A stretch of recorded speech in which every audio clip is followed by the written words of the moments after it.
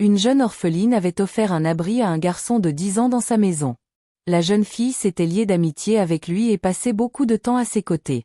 Mais un jour, le garçon fit quelque chose d'étrange, et quelques mois plus tard, le ventre de la jeune fille commença à s'arrondir, un enfant grandissait en elle.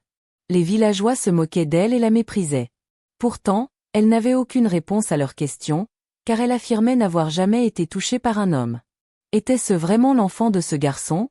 Pour le savoir, il faut écouter toute l'histoire. Cette histoire se déroule dans un village isolé et mystérieux de Chandrapur. Là-bas, chaque ombre semblait cacher un secret. Il n'y avait ni les lumières étincelantes de la ville, ni l'agitation de la vie urbaine. Ce village, niché au creux des collines, baignait dans une nature verdoyante et paisible. Dans un coin reculé se trouvait une petite cabane en bois où vivait Rubina, une fille simple, solitaire et silencieuse. Son univers se résumait à sa vigne qu'elle avait héritée après la mort de ses parents. Elle s'était habituée à la solitude, pas d'amis, pas de relations, pas de joie dans le cœur. Chaque matin, avant même le lever du soleil, elle allait au jardin cueillir les grappes de raisin avec ses mains délicates, puis elle les vendait au marché. Dans le village, on disait d'elle: c'est la fille aux raisins. Elle est toujours seule, mais ses raisins sont les plus sucrés. Un jour, alors qu'elle cueillait des raisins, la lumière douce du soleil filtrait à travers les branches et se posait sur le sol. Les oiseaux chantaient, et Rubina était perdue dans ses pensées. Son visage portait une ombre de fatigue et de silence, comme si un lourd secret pesait sur son cœur. Soudain, son regard tomba sur un garçon d'une dizaine d'années. Il n'était pas comme les autres, ni espiègle, ni bruyant. Il restait assis en silence et regardait Rubina, avec dans les yeux une étrange innocence. Rubina sursauta. D'abord, elle eut peur. Puis elle demanda doucement: comment t'appelles-tu? Et que fais-tu ici? Mais le garçon ne répondit pas. Rubina, nerveuse, attrapa un morceau de bois et cria: va-t'en! Ne viens pas abîmer mon jardin. Mais le garçon resta assis, sans peur. Dans ses yeux, on lisait plutôt une profonde tristesse. Rubina le regarda, et son cœur se radoucit un peu. Quand elle s'approcha, son courage faiblit. Le garçon ne faisait aucun bruit, il baissa simplement les yeux. Après un moment de silence, Rubina dit doucement: d'accord, mais ne fais pas de bêtises. Ce jour-là, le garçon ne s'enfuit pas. Il se leva et alla s'asseoir dans un coin. Le lendemain, quand Rubina revint dans son jardin, le garçon était encore là, au même endroit. Cette fois, elle fut surprise, mais pas effrayée. Tu es revenu? Demanda-t-elle. Le garçon hocha la tête.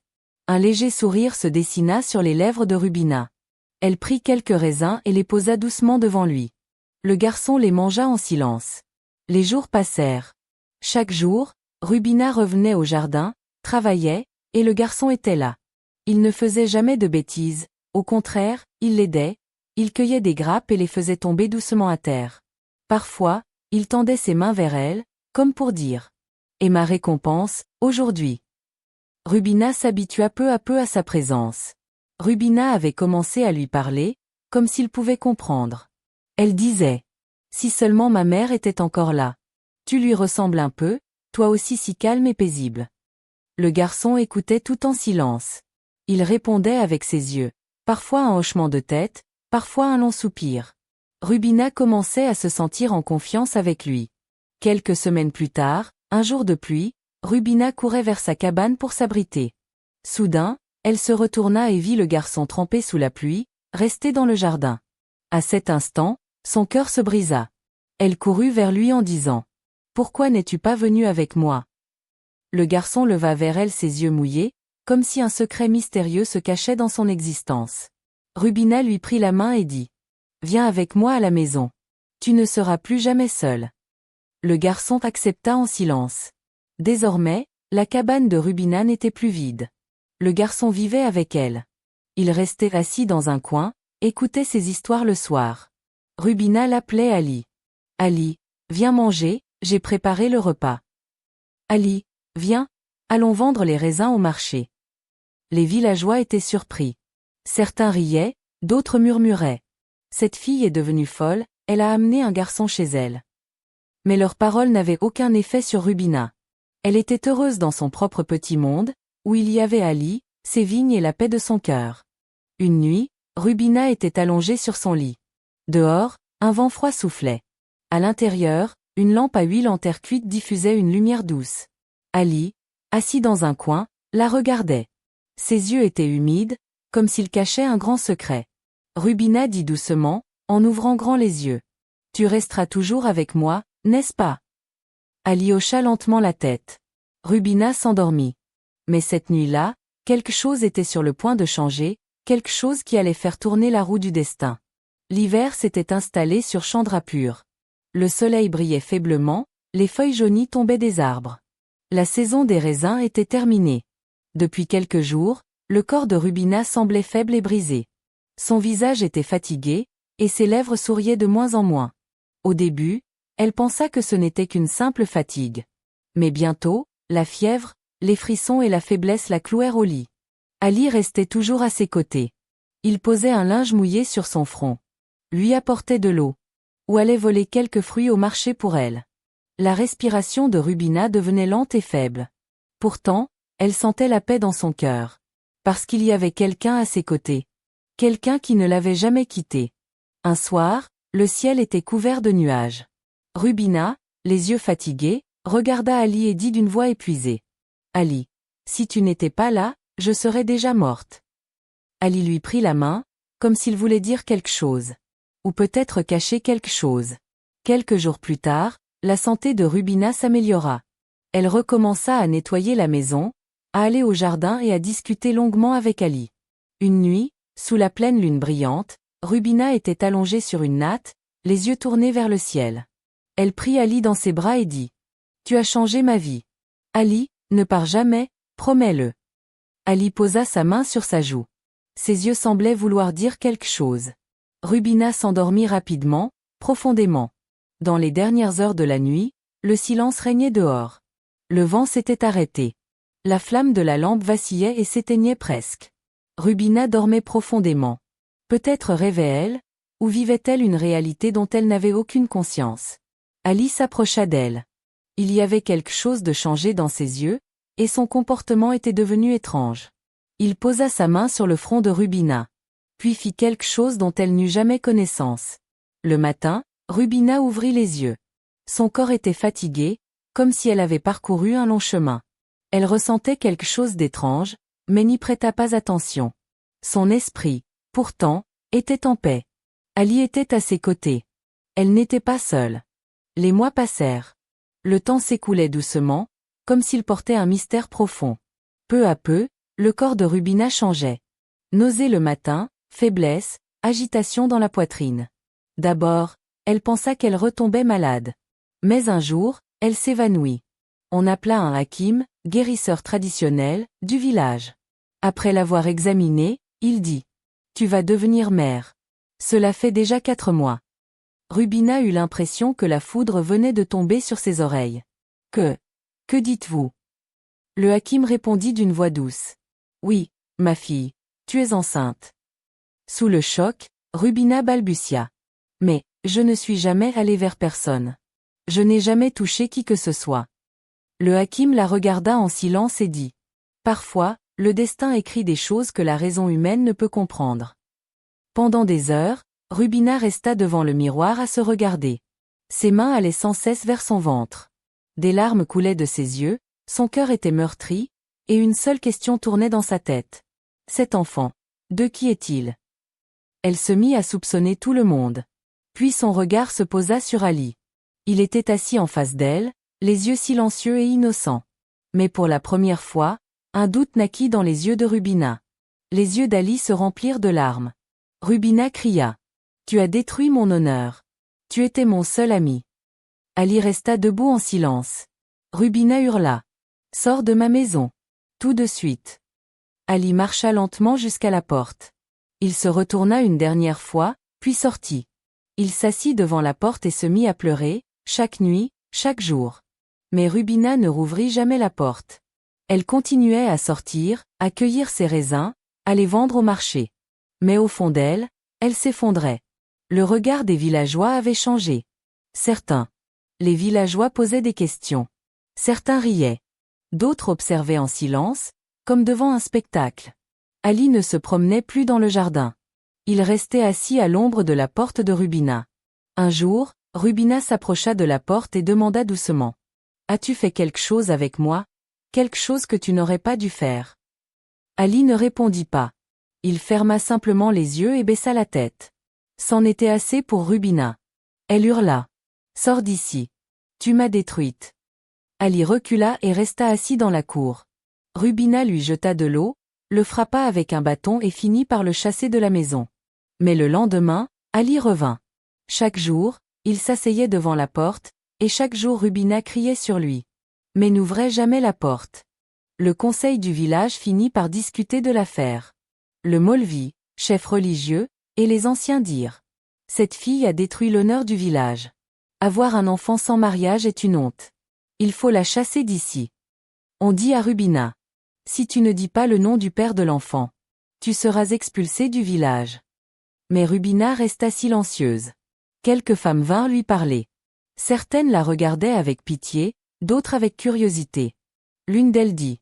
Si tu donnais au moins le nom d'un homme, ton enfant serait considéré comme légitime.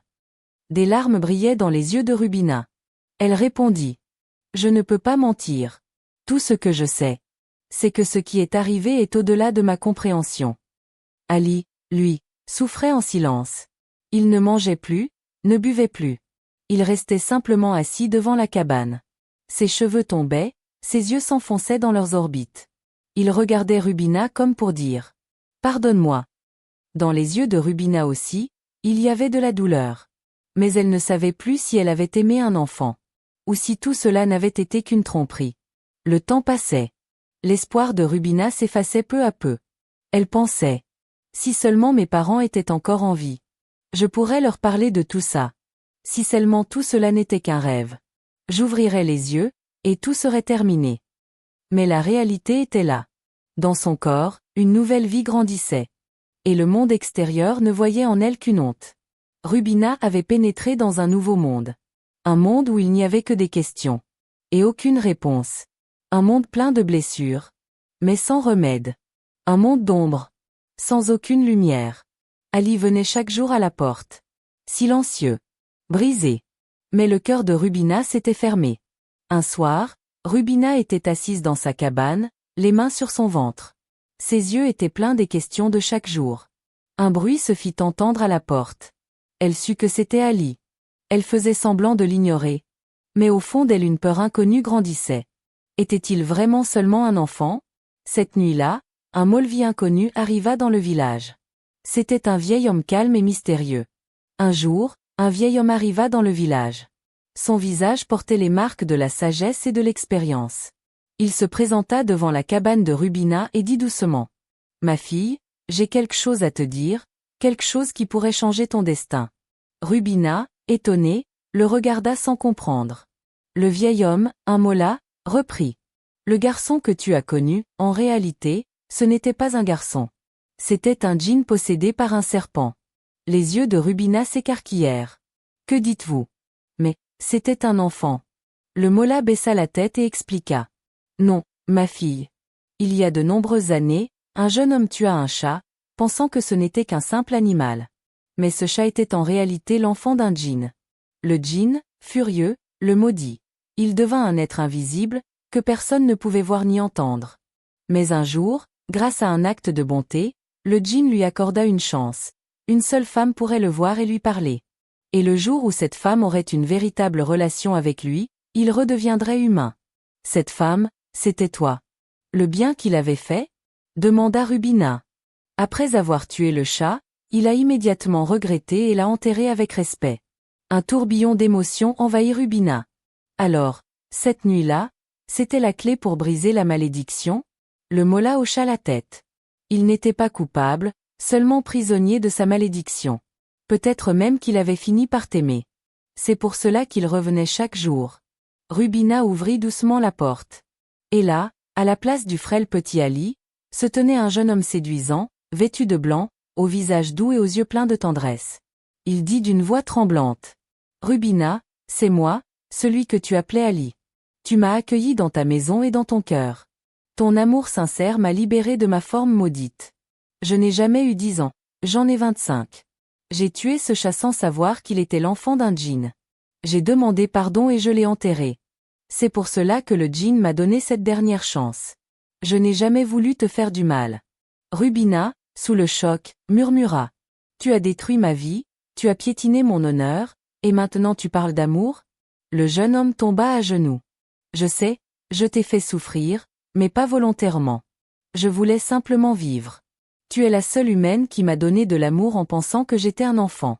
Maintenant que je suis redevenu un homme, je ne veux pas te perdre.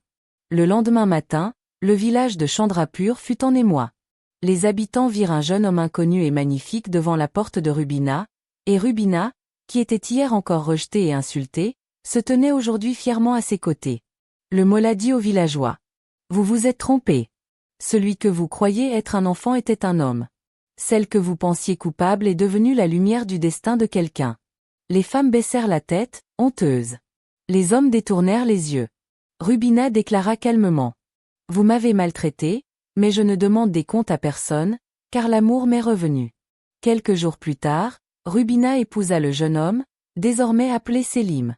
Le Molla bénit leur union et ceux qui l'avaient méprisé lui donnèrent leurs vœux. Après le mariage, Sélim prit la main de Rubina et lui dit. Tu m'as libéré, alors je te donnerai ma vie. Des larmes coulaient des yeux de Rubina, mais ce n'étaient plus des larmes de douleur. C'étaient des larmes de joie. Quelques mois plus tard, Rubina donna naissance à un magnifique enfant. Pour la première fois, dans ce village, l'enfant d'une ancienne, mère célibataire, fut accueilli avec honneur. Cet enfant devint le symbole de l'amour, du sacrifice et du pardon. Sélim travaillait chaque jour dans les vignes. Rubina restait auprès de lui. La petite cabane existait toujours, mais elle n'était plus synonyme de solitude, elle abritait désormais l'amour. Un soir, alors que la lumière orangée du soleil couchant brillait sur les grappes de raisin, Rubina et Sélim étaient assis avec leur enfant. Sélim murmura. Tu m'as libéré de la solitude et de la malédiction, maintenant, nous resterons ensemble pour toujours. Et voilà, chers amis, ainsi se termine l'histoire d'aujourd'hui. L'avez-vous déjà entendu quelque part? Si oui, dites-le en commentaire. Et dites-nous aussi, d'où regardez-vous nos vidéos?